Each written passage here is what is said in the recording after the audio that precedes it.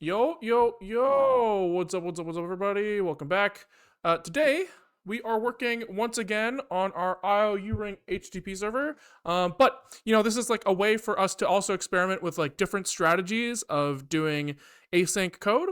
And so today, I kind of want to try writing like a little bit of a better dispatch strategy than we had last time. So where we're at right now is we have like a Linux IOU ring implementation in Zig. And if we go in here and we telnet into ourselves, we can do a little TCP echo and we can have, a couple guys doing that at the same time. Hold on. inet utils. I need telnet in both of these, but we have it set up so that we can go telnet on both, and both guys will have independent echo server things set up, but these are all on one thread, blah, blah, blah, async, wahoo, right? And we kind of just wrote whatever felt natural. So kind of like the way that this works is there's kind of this like this like IOU ring, which is just like a fancy way of saying like we communicate with the kernel through some ring buffers, right? So we will do some. You guys, the music seems so low. Maybe that's a little better. And then I turned down my end. There we go. Okay, so sorry. There are a couple ring buffers. One for going from the user space to the kernel, and one from kernel space back. And what you basically do is you dispatch a syscall onto like the out buffer, right? You say like send a thing, and then later you read back from the in buffer and you read from here. And you have one number where you can try to tie these things back together, because like the order that you send them is not necessarily the order that you receive them in, because like I might say read from 100 sockets, and whichever socket gets read from first is the one that's going to return, right? So we need to like tie these things back together. We get one 64-bit number. And so what felt like kind of natural in our first implementation was we're like, oh, that 64-bit number can be a pointer, and we'll just make a pointer to a callback, right? And so we'll say like we write some data, and when we say when you're done, call this function. And I was thinking about it, and I don't really like that flow. It feels like you end up with this like nest of wires as you start getting more complex that are like kind of like hard to handle, right? Because like normally when you write like an HTTP server, right, you're going to kind of have in your HTTP server a TCP socket, right? And you're gonna say like read from this, then parse, right? Then write response, right? With like the async world, it's almost backwards, right? Because this read is blocking, right? So you need to like make it so this read and this write kind of are pulled out somehow. And so how it ends up looking is more like you have it almost like inverts, right? You have like your like async thing, and you're going to like dispatch a read, right? Read goes in here, and with the current thing that we've formed is he's going to call into like TCP done, right? And if we want to then do something when that TCP write is done, we have to like inject another callback here, right? So that he calls HTTP read done, right? And what this ends up doing is you have these callbacks everywhere, and it's every time you want to tack a new layer onto something, you need to like add another layer of callbacks, which is like nasty, and I don't want to do that. All right? So what I'm thinking I would like to do instead is have some sort of like, let's just not put a callback in the number, right? In the number that we get to tie things back, we can put anything in there, any 64-bit number. And so what I'm thinking is you could kind of have like at your top level, you could have an array of like, HTTP things, right? Thingies. I don't know what these thingies are yet, right? But they could kind of be like ID'd, right? So you could have like, you could say like maximum that we're going to have for this process is like, maybe we'll say we can only have like 1 million of these, right? And you just pre-allocate array of million, fuck it, right? And maybe what you do is you have like tags. So maybe like we have like a top level switch that has all of the things that we care about, right? We would have like we have a TCP accept is one of the things that our server is doing, right? We also have a TCP read, right? And a TCP write, right? And then maybe like also like signal handling, timers, whatever, right? And what I think I want to do is I want to slap these things plus an ID into the number that we have to tie our request back to our response, right?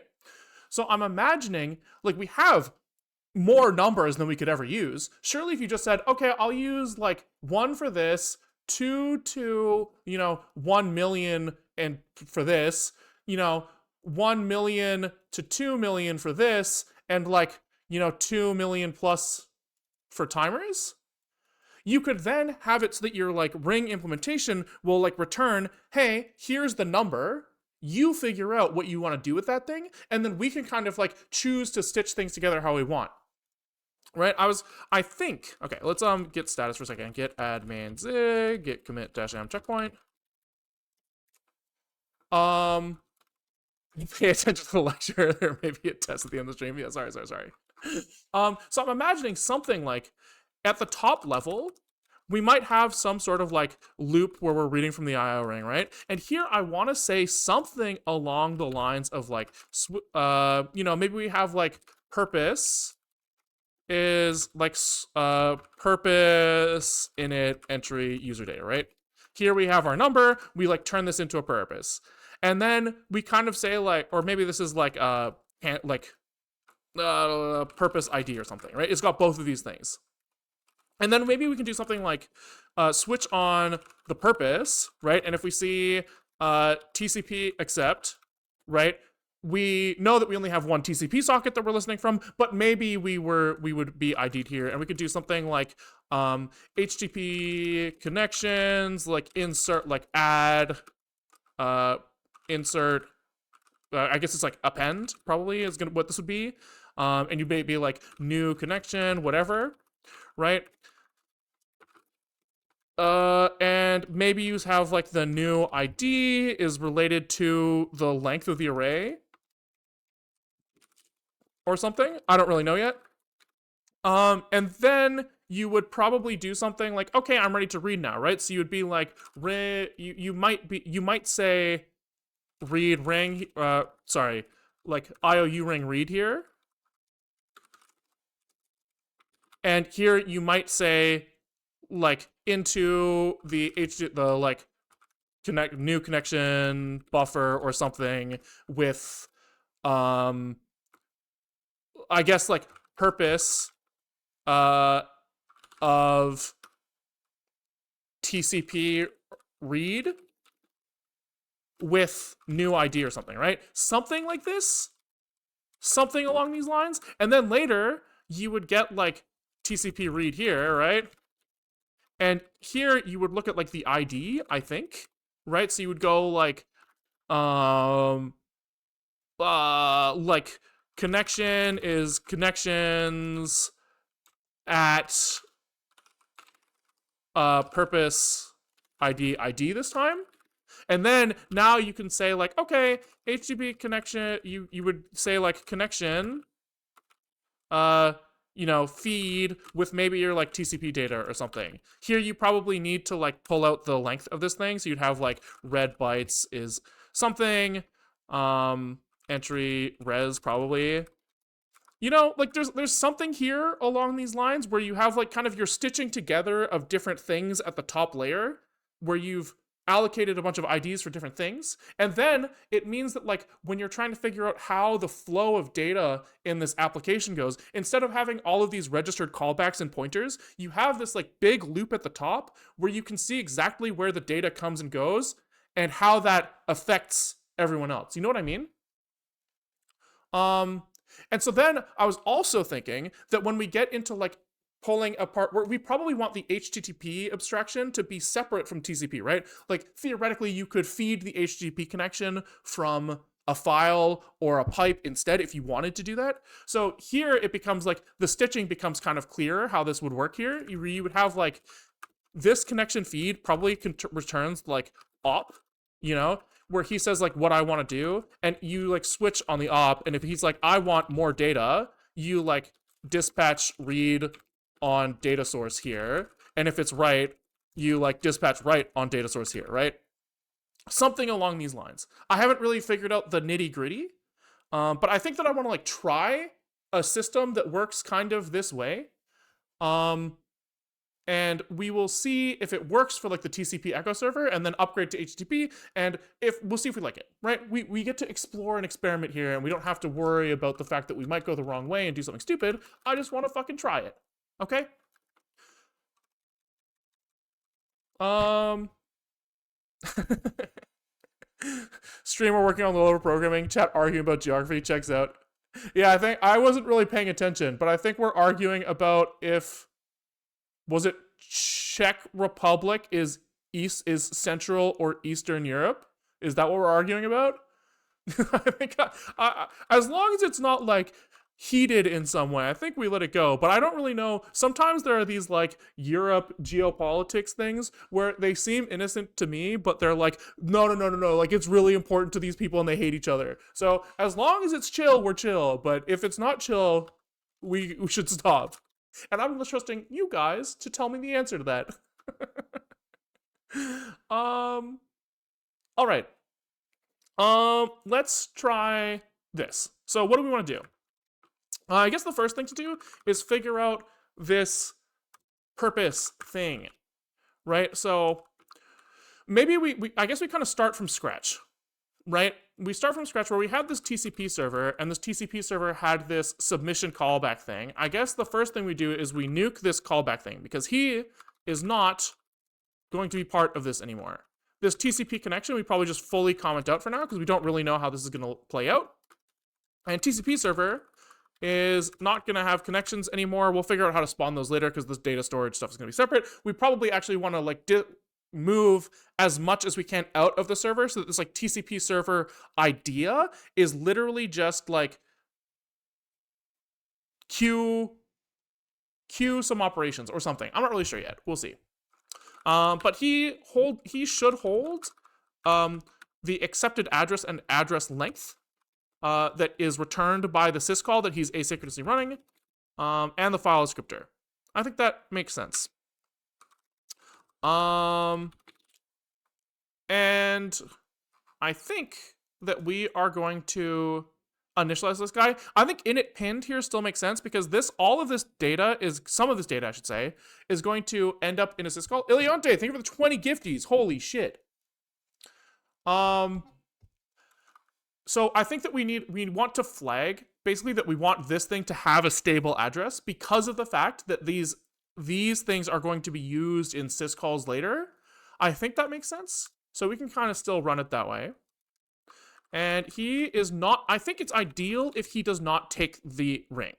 I think that we kind of want the stitching of like the TCP server abstraction to kind of be separate from the IO ring implementation. If we can keep those two separate, that would be ideal, right? That would be great. So let's try to keep it that way and just kind of see if that plays out nicely. And we probably want to do some sort of like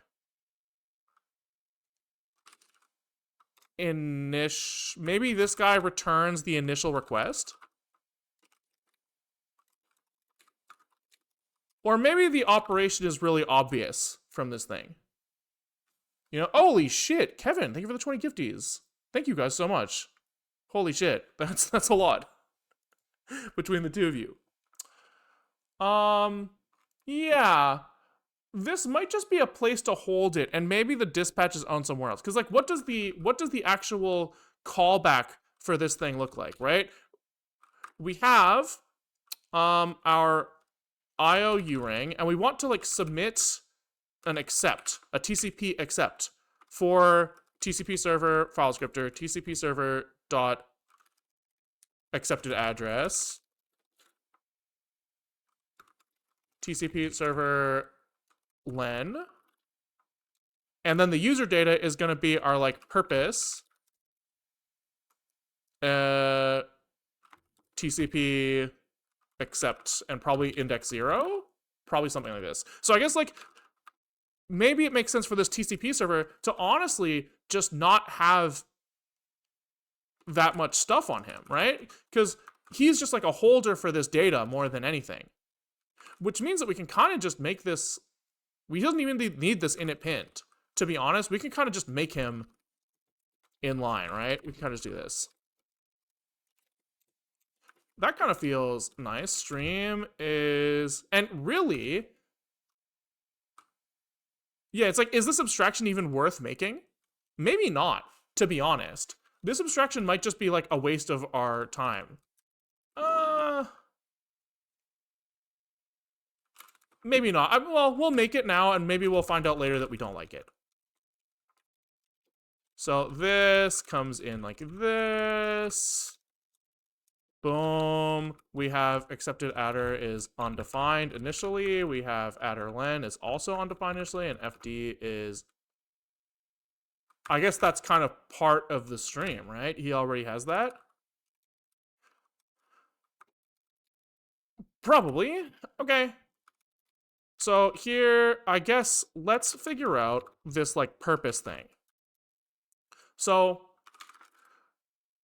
ideally, again, we have some sort of, like, generic thing here, I think. Right, because, like, eventually, I think you don't want to have to rewrite this logic for every app. Maybe you do, but maybe you don't. So, like, what does, like, the generic version of this look like? Probably you have some purpose that is backed by some enum.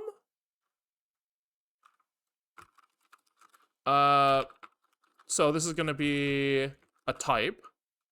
And he probably, like, returns some structure. And in this structure, we have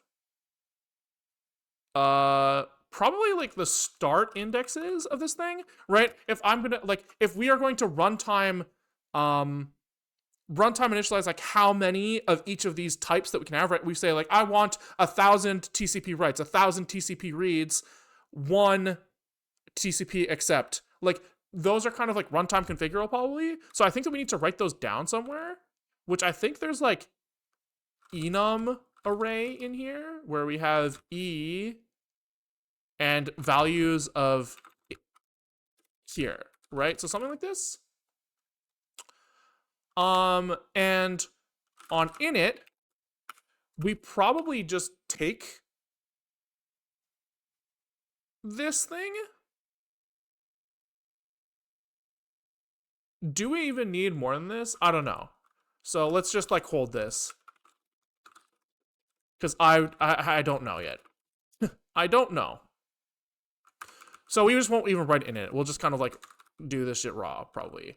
E is overloaded. So we'll use T here. Fuck it. Because E, we have bound at the top level to the Linux error enum or something. And I guess we want make like 2U64 here. And we probably take in the type or like purpose. So this is kind of more than this. This is like purpose index, maybe, right? And here we have purpose as a T and a sub index as a U size, right? I think that makes sense. Why do you split your array into multiple thingies? All syscall returning things fit in usize, could just intermingle them. Because how would you track?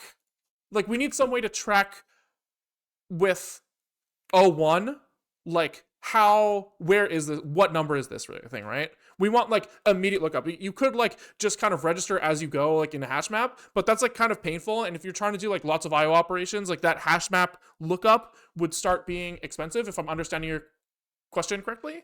So trying to like split them up front so that we kind of know what numbers immediately correspond to which sections is what I'm kind of thinking, right? You have like basically boom, O1 slap, what index is that? Like I have this index. Which one is it from? I think. I'm not really sure though. Maybe this is stupid. We'll see. We will see.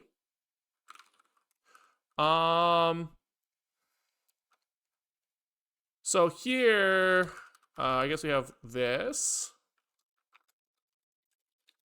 And it's like self start indexes get t plus sub index. Sorry, purpose. And then you have from U64. I guess this is kind of like the index tracker.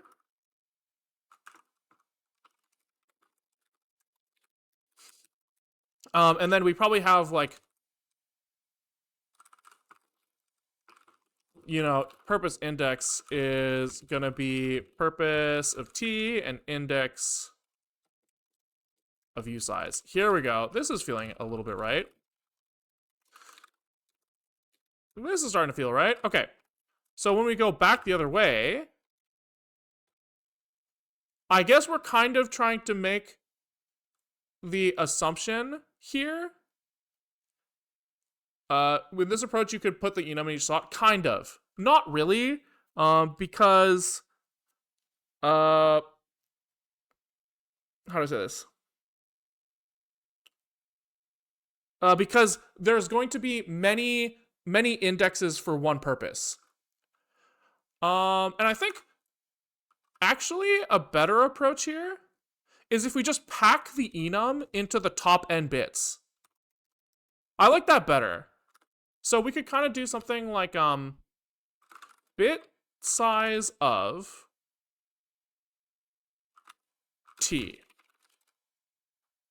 Yeah. Type bits, we'll call this. And this is like, we'll just take like enum or int from enum, and I guess we need to somehow like deduce the number of bits necessary, like which int type we're using. Right? Like, I guess you do this by saying like backing int or something. There's probably some stud meta. Maybe there's not. Maybe type info t as an enum. What do we have here? Tag type? Is this right? Yeah, I think this is what we want. So this is like the int. This is the backing int is this thing, probably.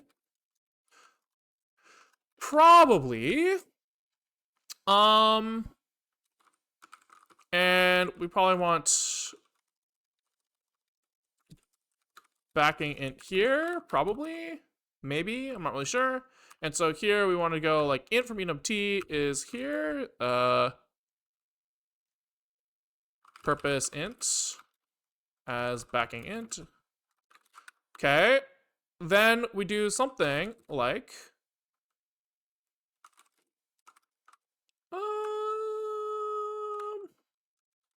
this is kind of funny. I think there's actually no state required for this anymore, which is interesting.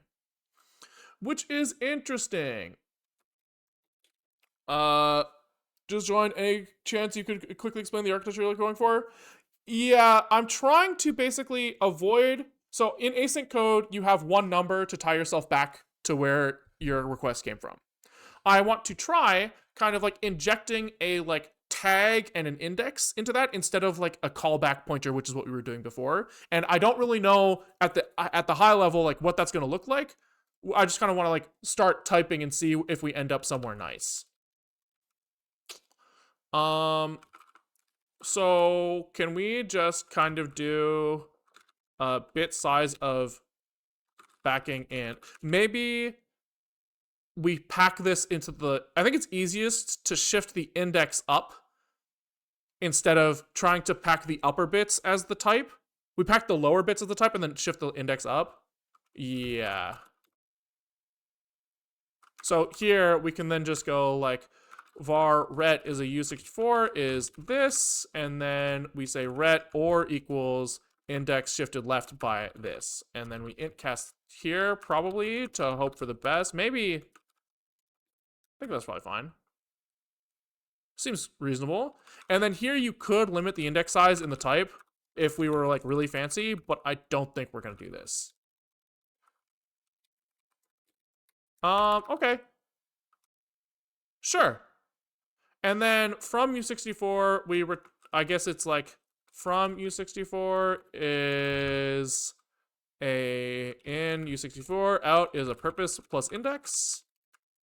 And here our purpose is we want to mask off the lowest bits of some size that is like slightly unknown, right? We have type bits here. So you could do like 1 shifted left by type bits -1, and this will give you a mask of all of the bits below that. Okay. So this can even just go here, right? This is purpose mask. And then we say return. Purpose is in and purpose mask. And index is in right by type bits. Yeah. Yeah. Easy. There we go. That seems kind of right. Okay, so then we kind of have externally, you know, our async purpose or something. And here we can say, back this thing by like a U4 or something. And we'll say we have TCP accept is the only thing we have right now, but eventually we have TCP write and TCP read. And maybe that's all we have right now. So maybe like a U3 or U012. How many bits is that? 2 bits sounds right, right? 0, 1. 0, 0, 0, 1, 1, 2, 1, 0. Yeah. Okay. Sure. Okay, so then we have purpose tracker is I don't know, man. This is confusing now because this thing maybe I don't know how I want to handle this, right? Because this thing doesn't really need to be a return struct anymore. Maybe this is like hold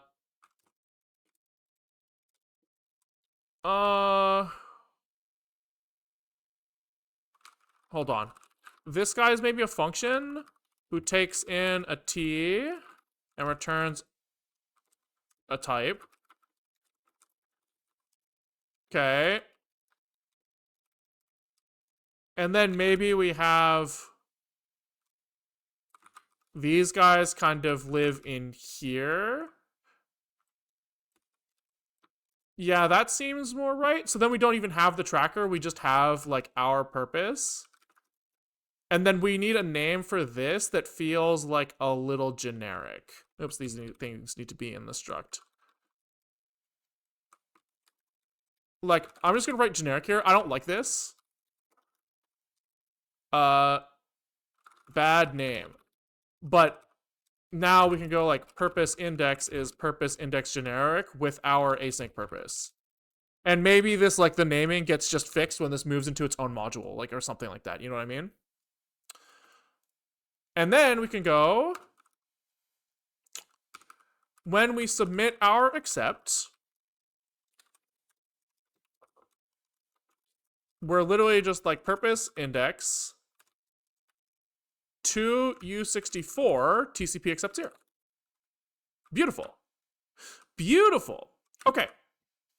So now we are waiting for events and we get some out. And now we don't have like a callback anymore. We instead have purpose index is purpose index from U64 of entry user data. Why are you manually picking the back tab with the enum? If you leave it empty, won't Zig pick the smallest unit? I think it won't. I could double check. I think that there's a good chance that he picks U8 here or something by default. So I'm just forcing it because I want to make sure that like the number of bits that I'm packing into my U64 is like the minimum available, like the minimum possible. But I could be wrong there. Okay, so here we should see TCP read is unimplemented for now, and TCP write is unimplemented.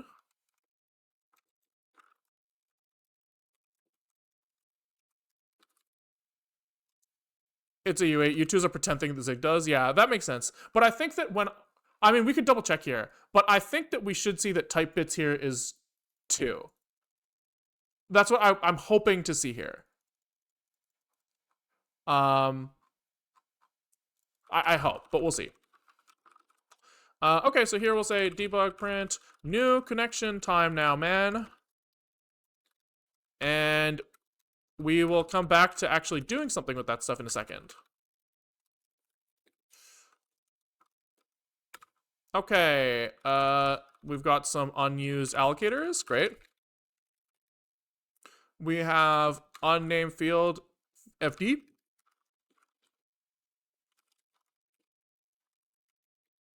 Okay. We don't return when we go to EC4. So true. You have to return your return if you think about it. Error union is ignored. So true.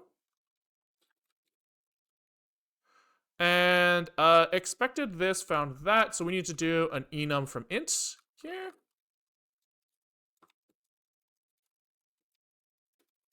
Which maybe like maybe should be checked with error, right? Because we don't know if we get something corrupt back from the kernel for whatever reason. Like, is that a hard crash on the program? Who knows, man? Okay.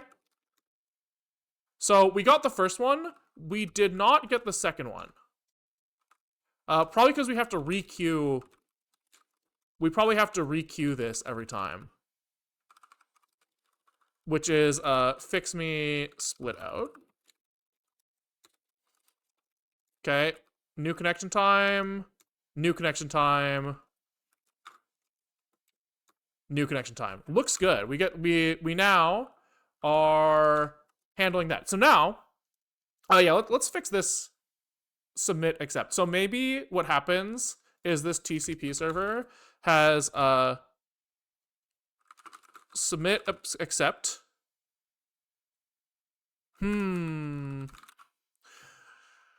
So the question is who kind of bundles this stuff? So I like the idea of the user data piece being an external thing, right? This TCP server abstraction shouldn't need to know what index or what purpose he's for, right? But he does know all of the other parameters. So I wonder if we just name this stuff a little better. I mean, I guess it's like get op. Let's try this.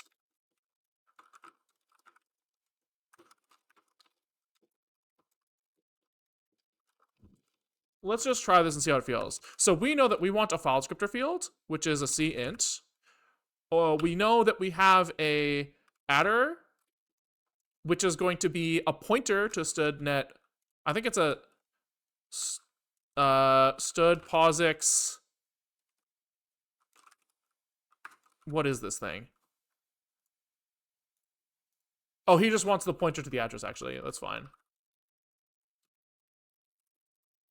And we have len, which also goes to which is a pointer to useIs, right? And so now we can kind of have a function get op that returns the pieces that we want directly. So this does the like unwrapping of our bullshit.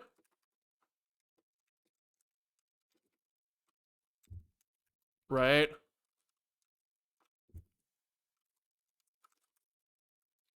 Then this becomes probably nicer. So accept op is going to be TCP server get op. And then here, now this is nicer, I think.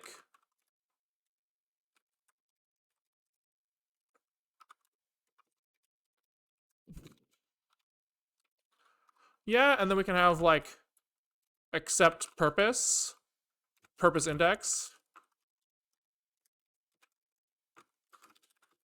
Okay. Yeah, that's not too bad. I don't think that the only way that you could get this like more packaged is if this guy was allowed to take in a struct or something, or we like wrap this call with something else, which I don't want to do either of those. So this is fine for now, I think. That feels okay. That feels fine. Okay, so then,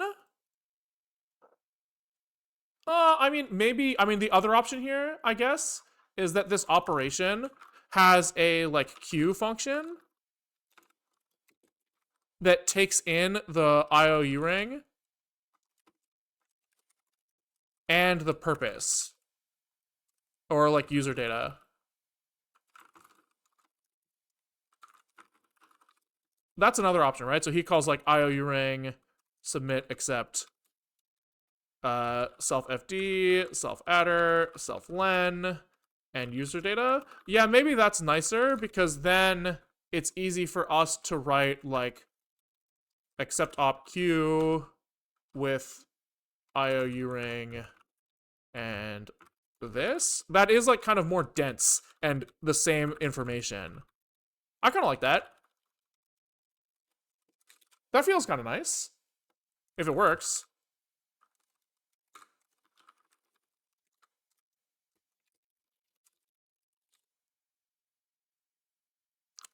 Just checked it, and the tag type for an enum with 3 elements is returned as U2, so it does shrink it. It doesn't really change much here anyway, but it's pretty cool it does that. Hell yeah. That's kind of nice. Okay, so now what we need to do is we need to, like, do something with each accept, right?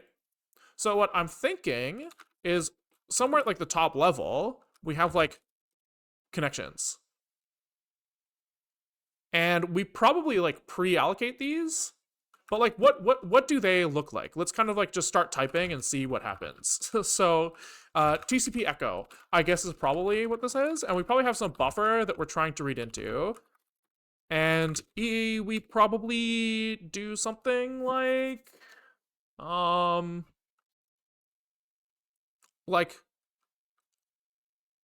we have some sort of on read function.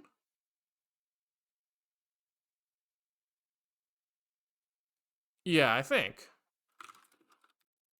Which is still technically looks like a callback, but it just feels different to me. You know what I mean? And I think that he's going to return an op as well, probably.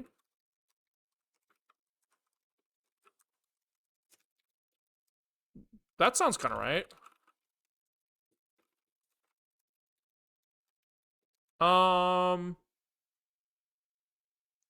Yeah, something that makes it easy for this guy to return. So maybe we have op here. Maybe this becomes like a union or a struct that has a union. Like op type here. Something like this. I don't know. We're kind of just kind of feeling it out. So in here, then we can have like op type is op type. And I guess it's really not that complicated.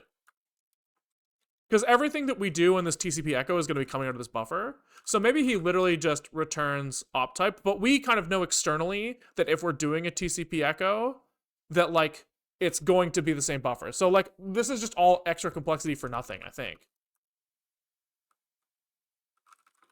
I think it's literally just this. Because if this guy was doing more work, then we would want to do something more interesting. But I think that he just holds the buffer. I think. So maybe we have like max connections here is going to be like 1 megabyte, right? And say each of these has a 4K buffer. What is like the pre-allocation for that if we wanted to allocate everything up front? That's 4 gigs if we do 1 meg, right? No. Yes. Because you add 3 zeros at the end, which is a lot. So we'll just make the max connections way lower, and that solves our problem. So if we have 1,000 connections allowed, then each one having a 4K buffer is like a 4 meg allocation, which is like manageable. I think that's fine. So connection pool or something is going to be max connections TCP echo. And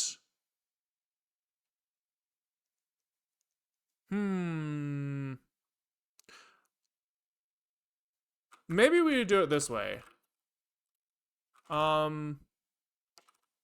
So I guess if we just put this in line, that kind of solves the problem. That just makes everything easier.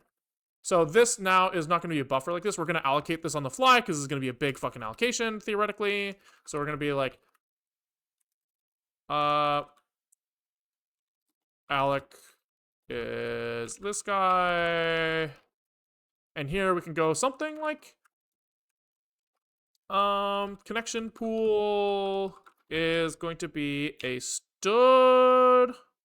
I guess it's just literally like Alec, TCP echo, max connections. I feel like. And then we probably have like a free list, like available connections, which this is going to be like a dynamic list, but it's going to be another 1,000 elements long, theoretically, right? If every connection has been used and then freed, we're going to get them back in here, right? We have to make sure that like we're going to use this buffer and we're going to have like holes in this buffer, and they need to have stable addresses because we're using them async. So I think this makes sense. Is we have like a free list in here essentially. So we're gonna do an array list of usize here, initialized with pre-allocated. 1024 fits in a U16, so we'll do that. Easy peasy. And we have max connections of these as well. Okay, cool. So here we I guess you kind of have to pre-populate the available connection list, huh? I guess you kind of do. Or you have to like have a growable thing for the pool. Why don't you use the connection pool as a ring buffer? Because you have like each TCP connection will have a independent lifetime, was kind of what I was thinking here. Right? This guy actually has to hold a file descriptor as well. Right? What his connection is. I guess this is like yeah. Something like that. Millennial, thank you for the prime. Damn, 17 months. Yeah, that's crazy. That is crazy.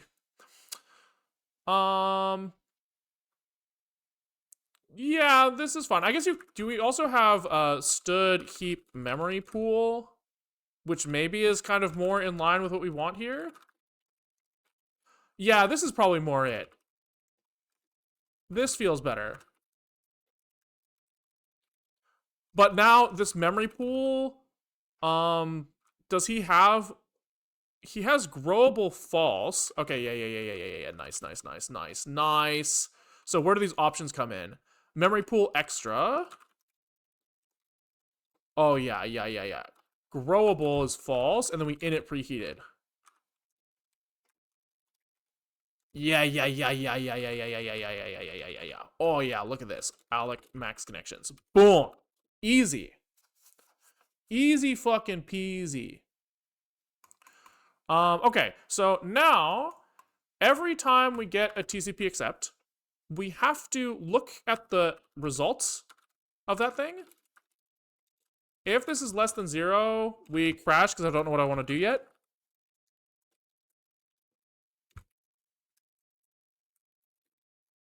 And then we do connection pool. This thing needs a try on here. Create.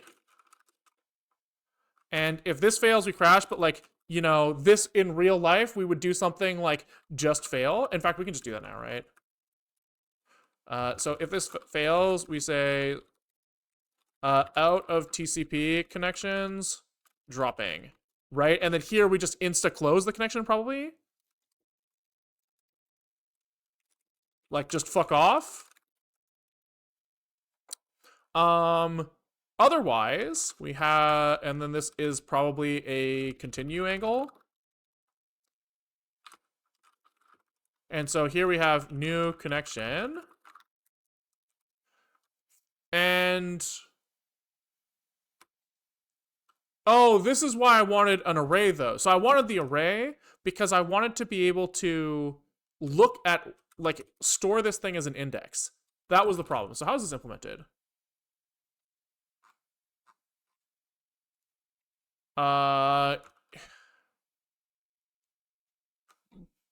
Yeah, that's the problem. Okay, so we go back. So connections pool is stood. Alec, TCP echo. We have a bunch of these guys. We have free list, like connection, available connections is, what do we say? Array list of U16s init buffer with try Alec U16 max connections. And then, we could do something more intelligent. There's a better answer here, but I don't care. And we just say like 0 to max connections, available connections, append, probably like max connections -1 -I or something so that they start in order.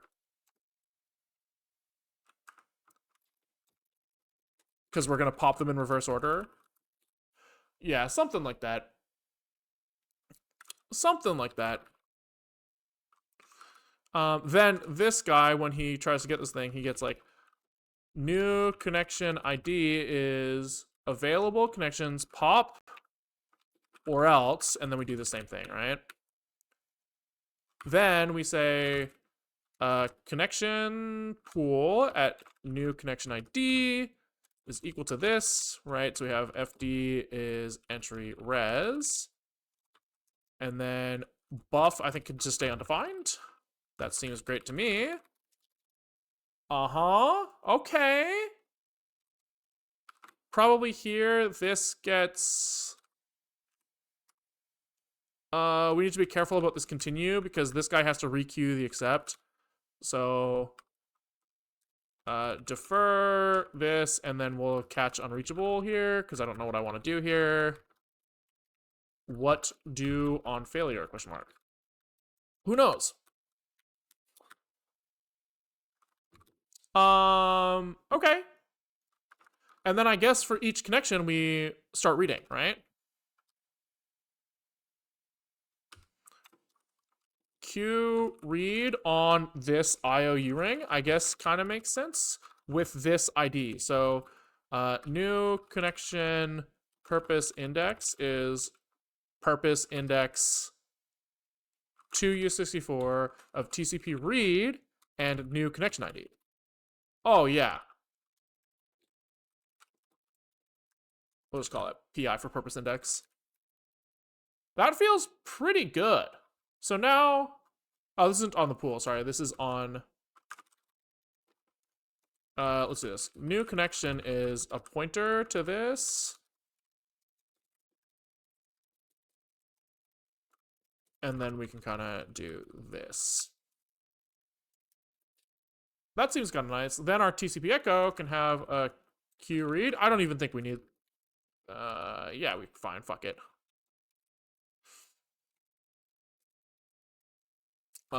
Ring is IOU ring, and user data is U64. Try ring. Submit read with self FD, self buff, and user data. Is that easier than just typing this below? I don't necessarily think it is. Like, what's better here? This or... Let's just call this C for brevity. So you have C Q read here, or C FD, C buff, and PI. I think this is fine. I really think that this is fine. Then we are going to get TCP read, right? And here, I guess we are literally just going to be like, hit me with the purpose index. We're going to submit a write of this same thing and with our existing purpose index. We need to be a little clear here. And then on write, we flip to read mode. Oh, this is beautiful. Wait, this is awesome. This feels very nice if it works. Available connections, append, should be append bounded. And then we also need like on close, right? So like we need to check the res here. Oh yeah. We forgot here that we need the entry res here. So if entry res is less than 0 here, let's close the connection. So we'll go like available connections, append bounded of purpose index. I think this is unfailable, I think. And then we also close the connection probably. But it's probably already closed, but maybe we close again.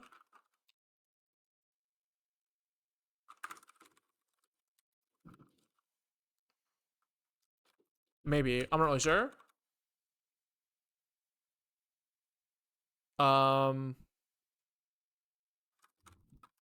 Maybe something like this. Then we have the length in the res field, so len is entry res. This is a U size now.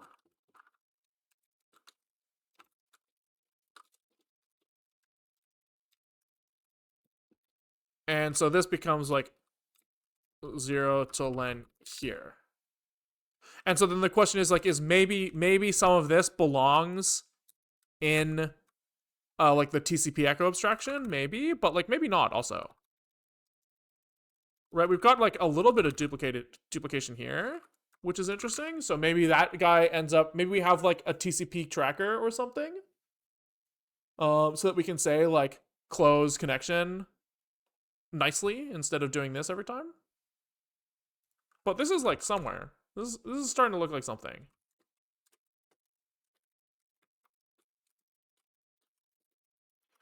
Int cast here. Log error. Where is that? C buff needs a little ampersand on him. So true.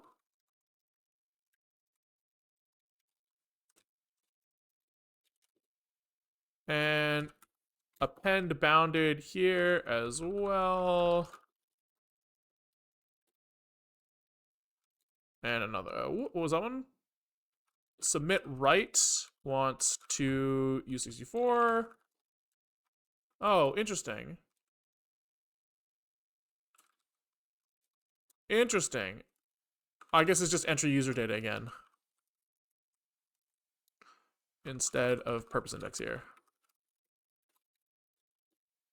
Okay, then we have U16 found U size at here, another int cast probably.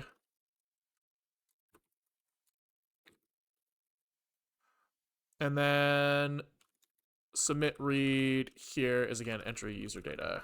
Unparsed. Okay, so he's ooming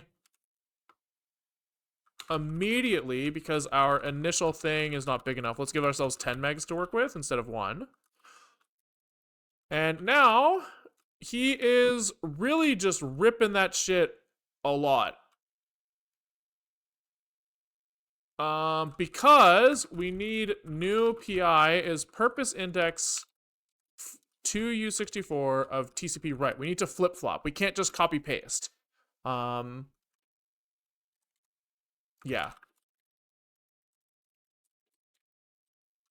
So this is like write PI. And then we kind of do the same thing here where we flip-flop back to read mode. So we have like a read PI here with TCP read.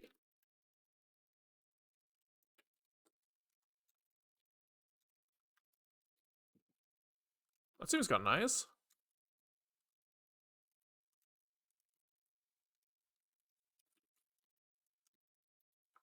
And then when I close... Yeah, I mean, that feels kind of nice. That feels kind of nice. There's a little bit, for this like TCP echo, this like main loop is like a little too involved, for sure. So I think that we might want to like pull out like TCP connection pool or something. You know? But like overall, I like this a lot better than callback so far. We'll see how it stacks when we get into HTTP. So maybe we do that now as we start looking for like an HTTP abstraction.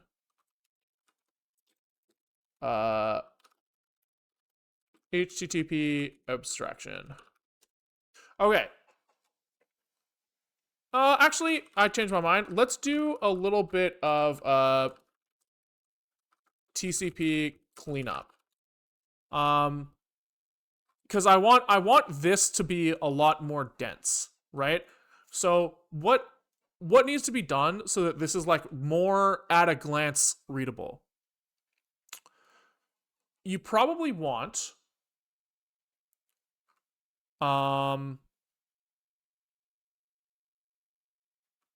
like at least TCP connection pool in here. You at least want pool. Here we have the stuff that we're working with. Oh, that's a weird abstraction though. That's a weird abstraction because then like our pool becomes dependent on like the implementation, which is fine, I guess. Yeah, I guess sorry, that's fine. That's totally fine. Available is an array list of U16s. So we have some except here with handle of cint.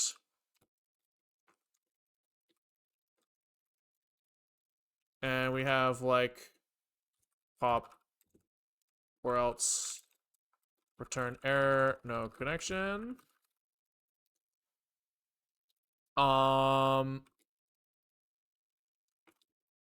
Okay. Then we have this stuff. Self pool here, index here, handle here. Okay. Or I guess accept is the wrong word here. This is like, you know, get.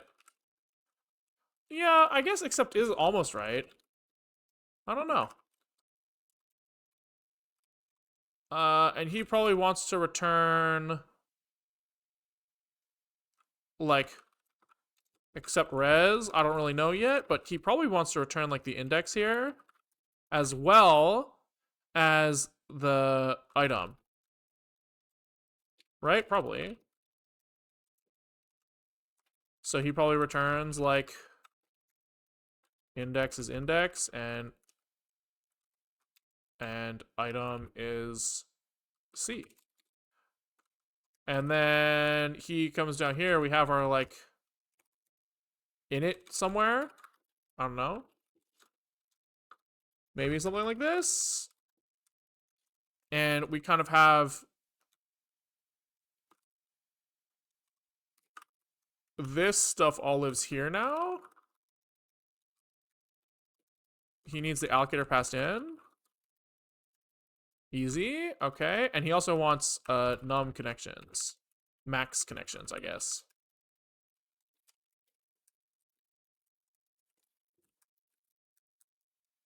Uh-huh. We're getting somewhere. Pool is pool. And avail is available connections. Okay. Cool. So then we have var connection pool is now TCP connection pool init. Okay, this stuff all goes away now. And then we have available connection pool accept is what this is supposed to be, right? And he accepts the handle.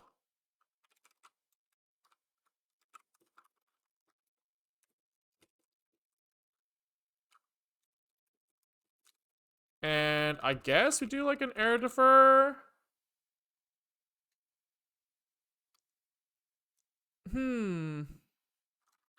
How do we handle this? We kind of do this, I guess.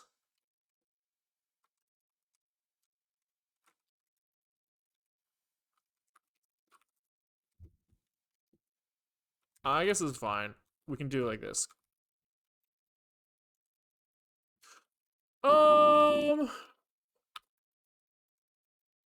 Is this where this belongs? Maybe like push down into pool. I think that makes more sense, right? Error defer, stood, POSIX, close, handle. I think that makes more sense. I think that makes more sense. Which allows us to just try here. Then this stuff all goes away. Accepted is this, and we have accepted index here. And then accepted item here. Okay. That feels a little bit better.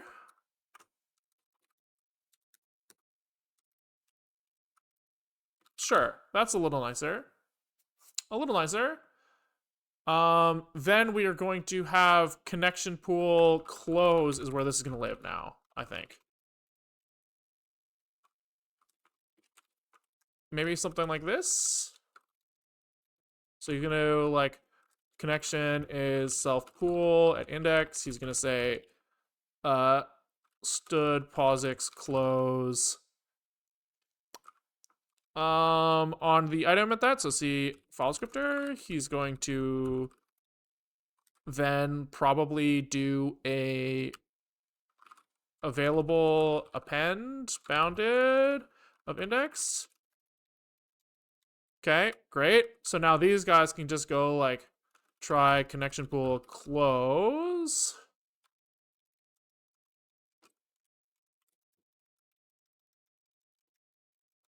Yep. Great. Yeah, that's manageable. That does feel nicer, I think. However, I guess this is a little bit wrong. I guess we need like a get on here.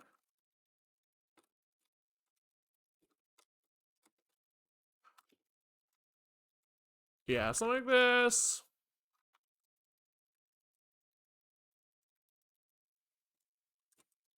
Okay, there we go. There we go. That feels kind of nice.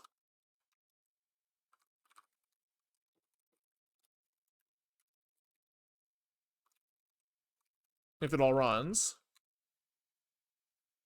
Append bounded. Fuck this up again. Okay. Yep, feels great. Feels great. Okay, so we do have a little bit of like stuff happening in each of the top level loop. Like it would be nice probably eventually to get this kind of like shorter, right? But this is fine for now. This is fine for now. Each individual thing is doing very little. So I think I'm happy to kind of move on from here into HTTP. HTTP start. I don't really want to call it parsing it because I don't really know. So, what does our HTTP abstraction look like? This guy is going to... What is an HTTP message? Off the topic, but any tips for dealing with burnout? I quit my job and started streaming, so no good answer here. We need to look at an HTTP message. Can we see like our... I guess probably like curl is better for this. Curl, and how do we like curl? Maybe like verbose? There we go. HTTP request. We rip this, right? So the request comes in with a bunch of headers that are /r/n terminated, right? So each of these lines goes \r/n, and then there's a double \r/n to separate from the body, and then it's done. So the question becomes, how do we want to parse this stuff in a way that's convenient for us, right? We're going to get in pieces of data at a time, right? There's no guarantee that we get the whole header at once. We probably can guarantee a space thing though, right? Maybe we can guarantee that we have enough space to store the header in each connection. That seems kind of reasonable to me. Maybe we should just say, if your header's over 4K, fuck off. We just don't support you. That seems reasonable. The body parsing would end up having to be dynamic, but we can just avoid doing that for now by just not supporting bodies. That's an easy fix. Which means that what we really have to do is just figure out how we parse segments of a line, right? So we probably have like a state here. And we are either in parsing first, like, I don't know what the names of these lines are. I guess this is a good enough question for, I think we can just ask the idiot, right? This is like a good idiot question. What is the name of the first line in an HTTP request? Wow, he's got to search the web. Request line, sure. And then header and done, right? And we're going to have some sort of like push. And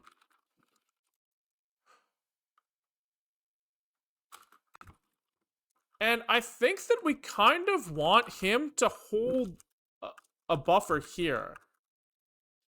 I think. And so here we probably want to store the index as well, so that we can kind of have the whole header at once. So that we can, if somebody, after we parse, we're going to want to look at the headers, maybe. It's the required header and follows the rules of all the other headers? No, it doesn't. Surely not, right? This is completely different than this. Right? This get/HTTP 1.1. These are follow the rest, but this is different, right? Unless there's some sort of like special rules that I'm not understanding. Like these guys are all key colon value, right? Where this one is like very much not that. Do headers require colon? I don't know. I don't fucking know, man. I guess you're asking, but you're probably telling, but like whatever. Okay, so I think we want new bytes. Maybe. Amount red. Maybe. Comes in here. And here, we probably, by the end of this thing, we probably want to output the method. Right? I assume that this is just a simply num. Yeah, we probably want to output the URL or the like target, I guess it's called. And we probably also want the other thing. We don't give a fuck about the other thing. And then we could like mark header locations here. Maybe this is literally, maybe we just guarantee we have enough room for the data. And I think that there's a thing in std HTTP header parser that basically just it does exactly what we want. We feed it bytes, and it basically, you keep feeding it until it tells you the length of the header, I think. And then I think we lazy parse that shit after, I think. Returns the number of bytes consumed by headers. This is always less than or equal to bytes length. If the amount returned is less than bytes length, a parser is in content state and the first way. Oh, so this guy needs you to have the full header though. This guy's expecting you to have enough stuff. So I don't want to do that. I think we do want to do something here. Okay.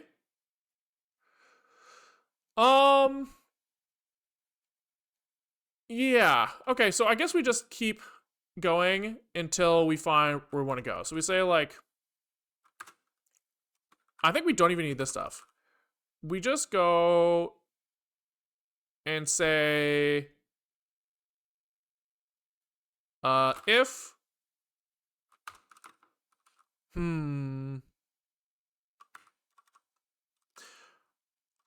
I think you need to subtract 4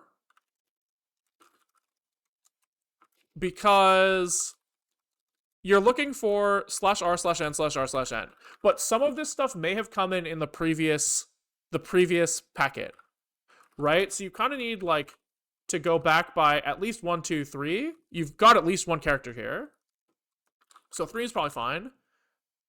And then you do index of, and you're looking for R and Rn in buff onwards.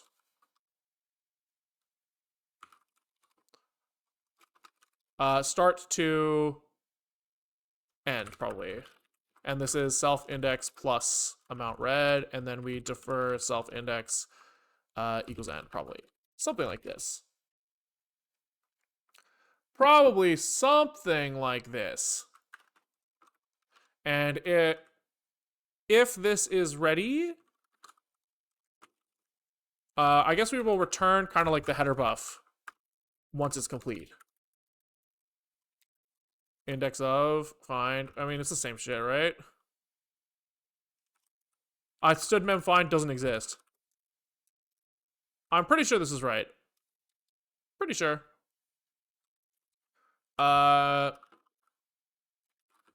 And is this index of will be removed soon? It's deprecated. Doesn't say that for me. Maybe I think that it might just like that might be an 016 change that I don't have yet. So this is header end is this, or else return null, and then we can say return. Also, I doubt that this code will ever make it to 016.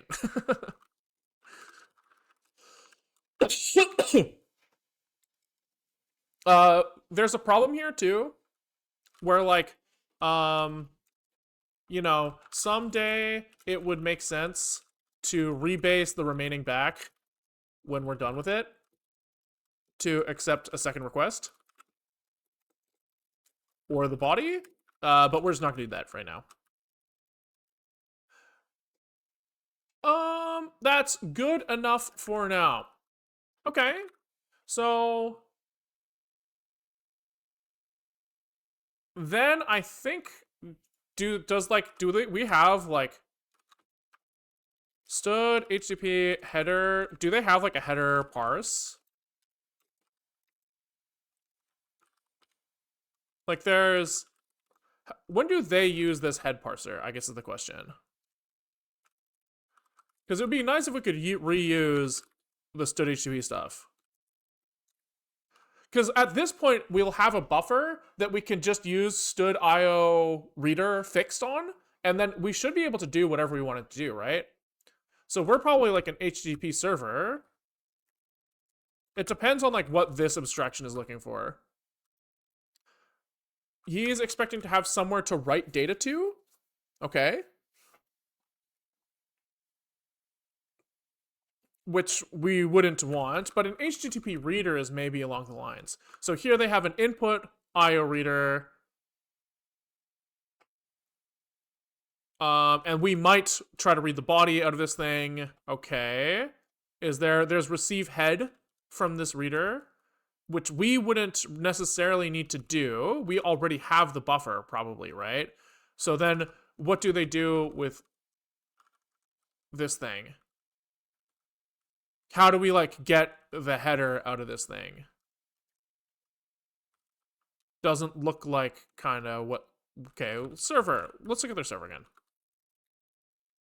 What does Zig's server do? I always like to receive head. Thank you. Oh yeah, so here they call receive head. And then they have a request here where they have request head parse. This is what we're looking for, right? Right, so the parse here comes from bytes. Perfect. Perfect. This is wonderful.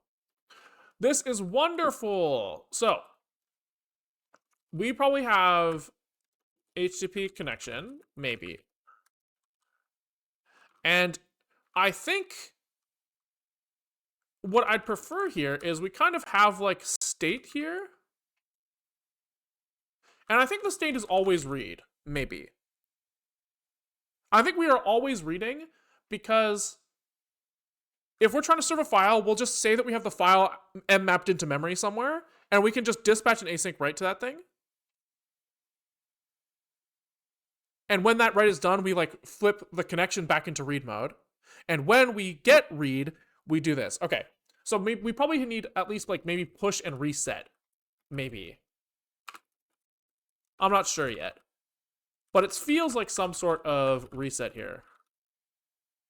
But even a reset is just set index to 0. Sure, fuck it.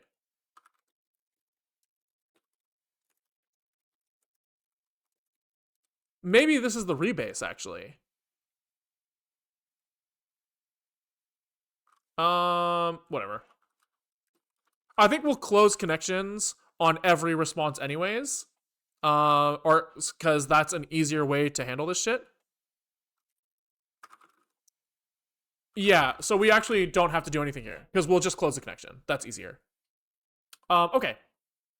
So our new thing is that our connection pool, I think, is now no longer going to hold TCP echoes, but he's going to hold HTTP connections. And these HTTP connections, I guess, then will own their buffers directly so that we don't have to allocate for every one that we pull. I think that's just easier. And then we'll just say, like, if header is bigger than 4K, you don't get to talk to me. That's our plan for now. And so when we get data, I guess this guy needs to return HTTP connection now.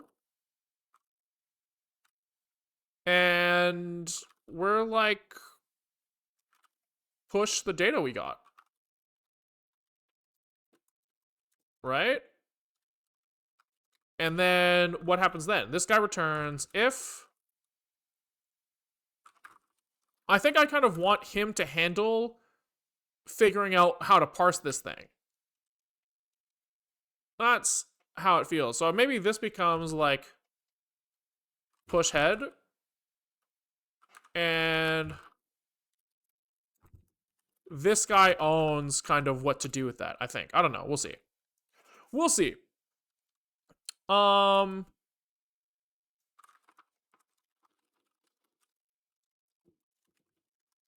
And I guess he's probably going to return. I think like likely what's going to happen is he is going to return a file to serve. Yeah, right. So he's going to say, I guess like results, like HTTP action or something is what's going to happen. And he's going to be like, read more is one thing that he might ask for, right? And the other thing he might ask for is to write, like, respond with this target. Yeah. Yeah, that's great. That is great. Okay, so here we would go and we'd say,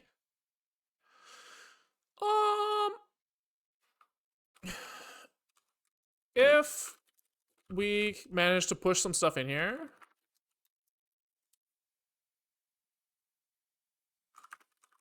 then here is the header buff.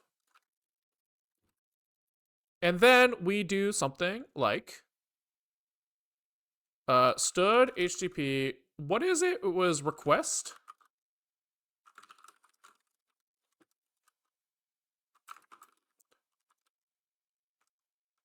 Which has a parse.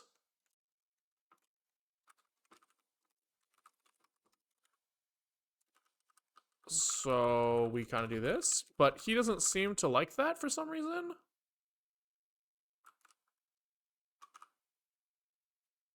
Oh, because it's head. Yep. Do we like this line of code? Stood HTTP server request head parse. This probably has to be tried. And then can we do actually like this? I like going backwards. Fuck indentation. And so this is like, if we're not done yet, he needs to read more. He's not ready. But now he is ready, theoretically. And we could just say return, respond with rect target. That seems pretty good. That seems really good. Wait, this is coming together. That's easy peasy. If all this works, which it probably doesn't. But like if it did. Okay, okay. So now when we get a TCP read, we push this stuff and we action here, switch on the action. And if it's, what are our options here? Read more. We submit a read here.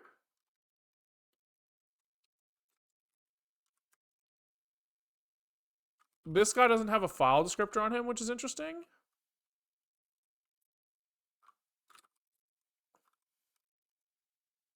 I don't know if I want, this feels like we're kind of merging the like TCP and HTTP portions of this thing.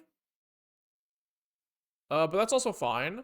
I think this read more also should return the buff to read into, to be honest.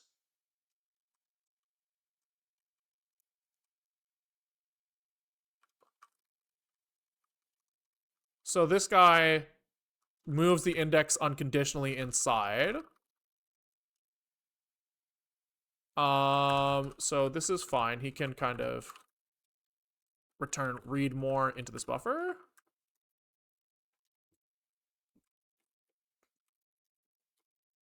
You know, like this. And I guess if self-index is greater than or equal to self-buff len, we return error header too long. That seems kind of right. Something like that. I don't know. I don't fucking know, man. Don't fucking ask me. Okay. So then when we read, we get read more with buff. We throw the buffer in there. And then we have our read PI kind of lives here. TCP read at this index, read PI goes here. Easy. Otherwise, we get, what was it, respond? Yeah. And here we have target. And here we will just log debug or log, we'll print it. Dot rec for this. And then we will say connection pool close for now. And then TCP right should be fully unreachable right now. All right. Let's kind of see how this plays out.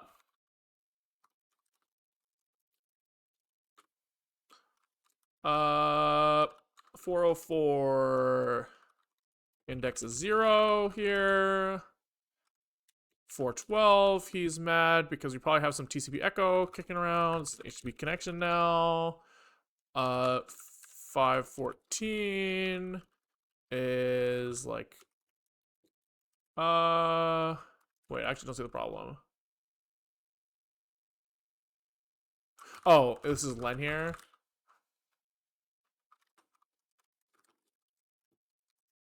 Entry res, because the buffer is kind of held inside and he gets like, you know, parsed on the fly.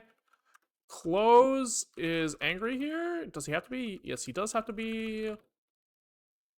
Okay, so if I curl localhost, curl 8080 on localhost, how do you do this? Man curl port. Is it just like curl HTTP localhost 8080 index? Missing final new line. Interesting. Can we... Okay. So that means that our header buff thing parsed successfully. But I think that we forgot that when we need this header buff to add 4 on this thing. Because it indexes the start of this. We need this to be +4.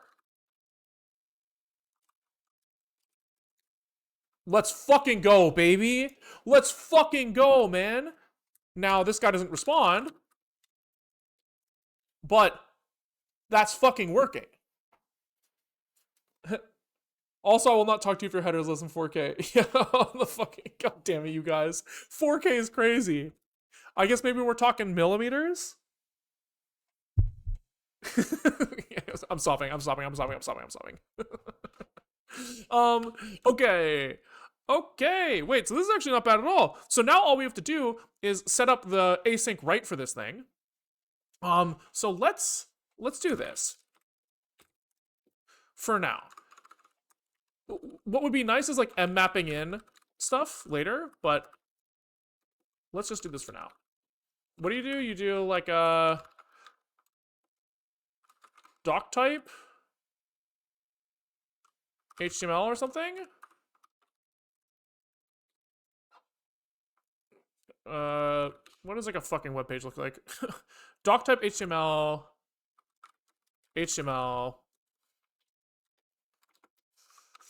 body, and hello world. So we want to, I guess, respond with some headers too is the problem, right? So I think we want to do like a vectored right here, right? Where we do something like, we want to like construct the header that we want to respond with. The like serialized header, which looks like what? I don't know, on like a normal curl-v. What does it look like? They respond with the version and the code, some headers, and then double new line, then the data, right? So probably our HTTP connection, when he says respond, he probably wants like header buff. Response headers? Or respond here, I guess, is like this. Target. And headers. Maybe. Maybe something like this. Not sure. It could also be that he maybe he does this instead. He responds with the headers in the body, and he's got the mapping internally of how he wants to like map this stuff.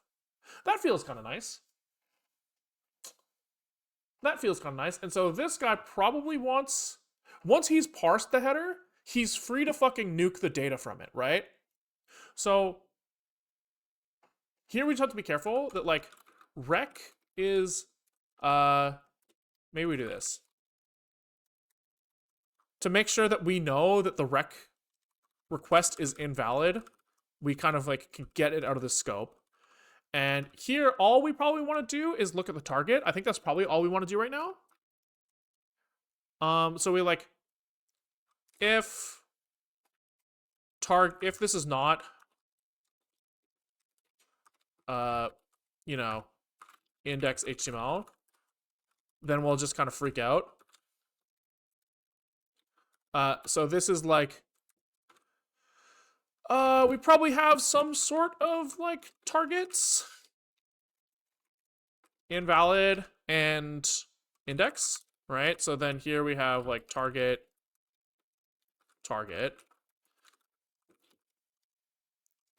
and here we break block invalid, break block index. Great. Something like that. Now we are fully free to reuse our own buffer. So here, at this point, buff is no longer used for input, but for output. And we can do like, but for header. For output header. There we go. And we want to do something. Let's see what they have in terms of response in stood HTTP. Right? Like respond, they have respond options here, which feels kind of nice to me. And do they have a function that attaches to a request, which is interesting. So we don't have a request right now. We have a request head here. They're tying this thing back to a server.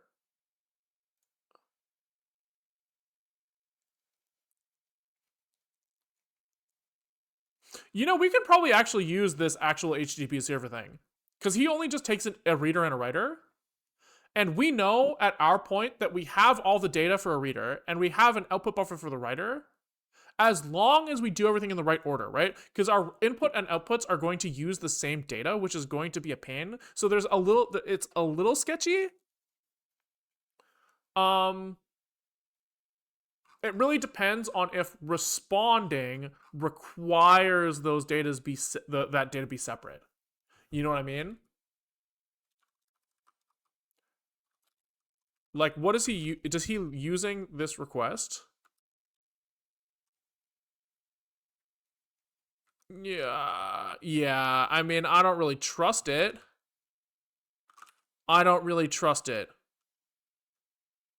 So I'm not too keen on using this abstraction, just because I know I want to reuse my own buffer, and I don't think there's like a guarantee from them that we can't do that. So that's okay. That's not the end of the world. Are there pieces of that we can use? Right, they have like respond unflushed here. Do they have? It doesn't look like it, right? It looks like all of the serialization is kind of done in here in a way where it's kind of hard for us to reuse, which is fine. That's fine by me. I'm not worried about it. So we just have to like figure this out. We're kind of lucky, probably, in that we can kind of hard code a lot of this stuff. Right? So let's just do that. We'll have the valid header. Right? Which is 200 okay. We'll throw some text HTML on there.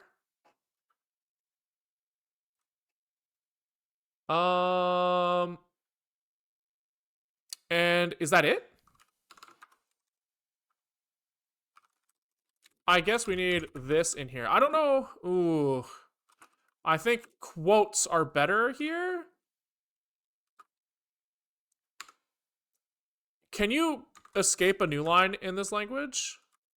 I guess it's like this. This is probably the best way, like this. Concatenate these things together. And we'll have invalid header.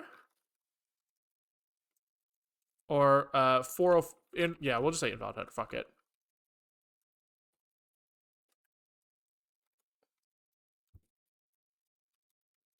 Right. That seems reasonable. And then that means that we don't actually have to reuse our buffer. We can just respond with body is index. I guess it depends on the target, right? So if we see index, we can return respond is equal to this, body is index HTML, and header is valid header. Boom. And then if we see invalid, we return a different response still, but it is invalid header with an empty body. Right, that seems pretty good. That seems pretty good. And so then if we see this, we are doing what? We are doing IOUring submit vectored right, I think, with response. How does this work? IOUring man page. We want to staple these two buffers together in the same thing. So right V probably.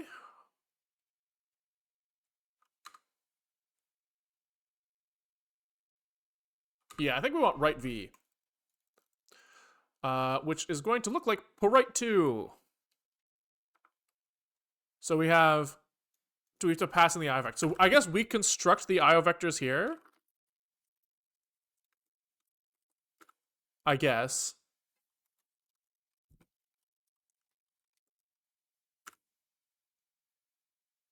Probably.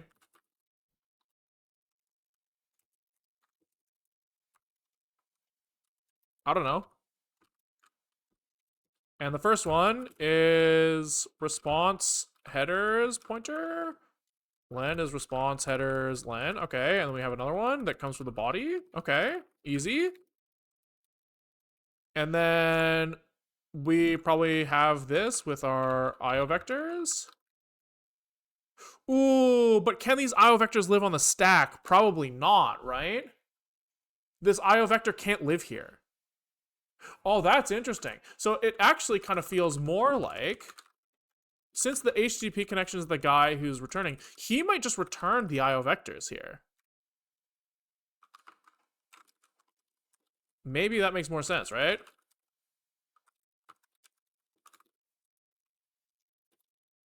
And here he has like response IOV of 2 like this. That seems kind of reasonable. I'm lost. Well, because these are async, this IO vector we can't put it on the stack and then queue it and then like leave scope, because we don't know when the kernel is going to pop this right off of the thing, right? Like, or I guess we do. It's going to be when we ask it to, but that's like not in this scope. So we need to like store this stuff for later. That's kind of what I'm thinking.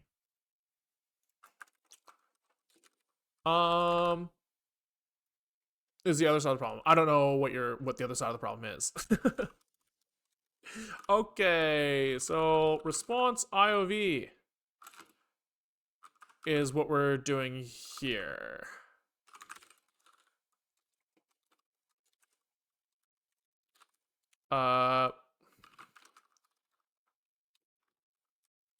Valid header.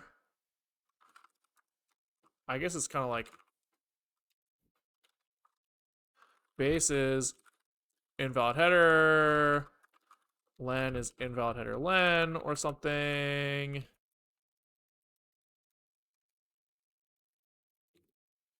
This is for a read. Where are the bytes that the vector will point to? This is for a write. This is for a write. So the bytes are going to be, we have like a hard-coded response header for both valid and invalid, and a hard-coded index HTML.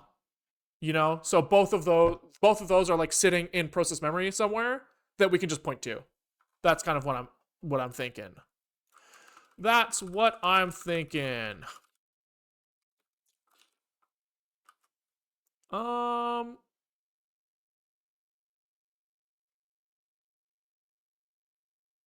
Is 400? Well, I mean, I'm using invalid to be sure, whatever. I don't care. Invalid but not found. Invalid, not found, whatever. Just like wrong. Not index HTML is really the only thing. Close enough. Yeah, exactly. Close enough. We're not trying to be a very good HTTP server. We're just more trying to experiment with like how would we want to propagate the information around is really the thing I'm more interested in.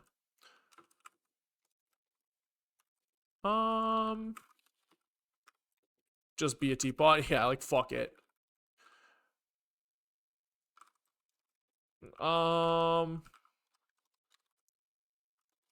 Okay, so I guess this is a slice is what we return here. 420 get fucked. Yeah, blaze it. I think blaze it is a better one there. So I think we can do this, right? And then if we get invalid, I think we only need one piece, right? So we kind of only need this. Then we return self response iovec 0 to 1 or something. That seems kind of right. And then here we actually want a valid header, not invalid. And then we just have here submit vectored write can come directly from the response now.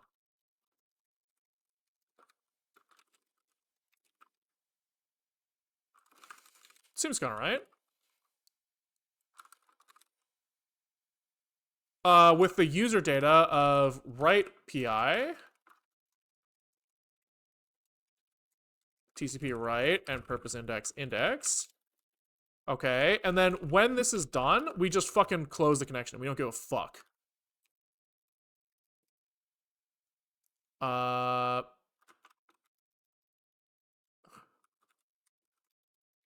I guess it's actually just the index. Oh, that's beautiful. Wait, that looks awesome. That looks awesome. So now all I have to do is implement submit vectored write, which should be pretty easy.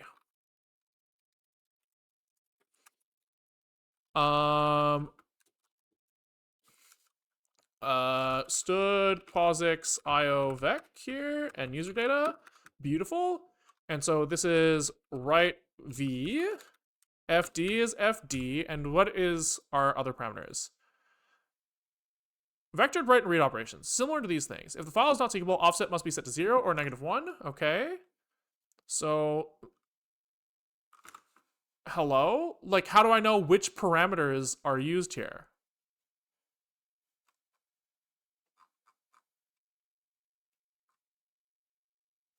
Is it obvious from what is in this fucking disaster of a submission queue entry? We have offset 0. Adder probably irrelevant. Oh, here. Adder is buff pointer to iovx. Got it. And then len is the length of the IO vectors, and the user data is user data, and then we're chilling. I think. Maybe. You never know.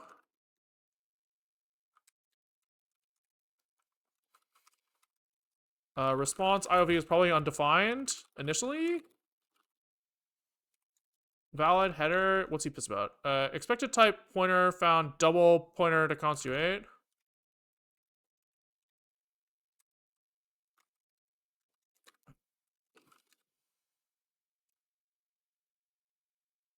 Can I const cast this? Yeah, that seems to work.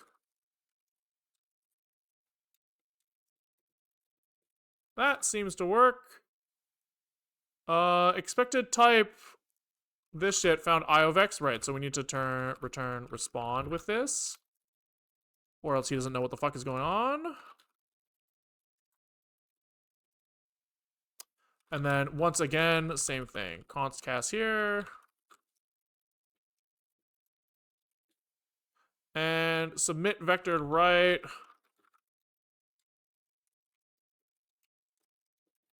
I probably spelled it wrong somewhere. 186 int from pointer like this. Int cast here. Okay. Looking promising. Okay. Curl. Hold on. I want curl-v hp local host 8e80 index html. Okay. So we got an okay here with hello world, and if we do lol, we get not found. Wait, that's really good. Can we go to localhost 8080? No. Why?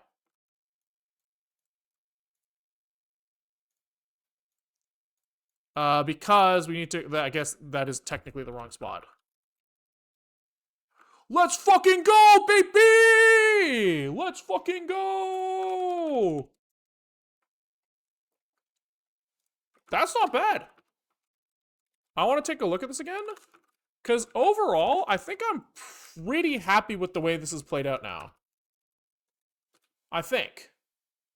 Like, this main loop feels very, like, parsable to me.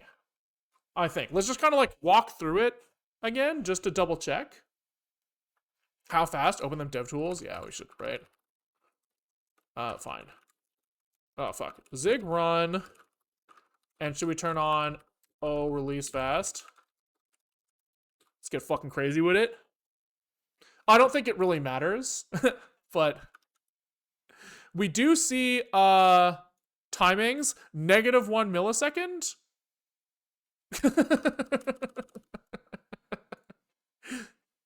Right, there is no noticeable time in there, which is pretty funny.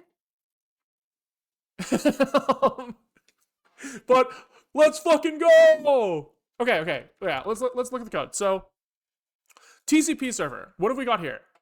We basically just have a holder of where the IO operation has to respond with the accept parameters. So there's nothing crazy here. We kind of bundle up the like accept operation just because typing this every time was like a little bit rough.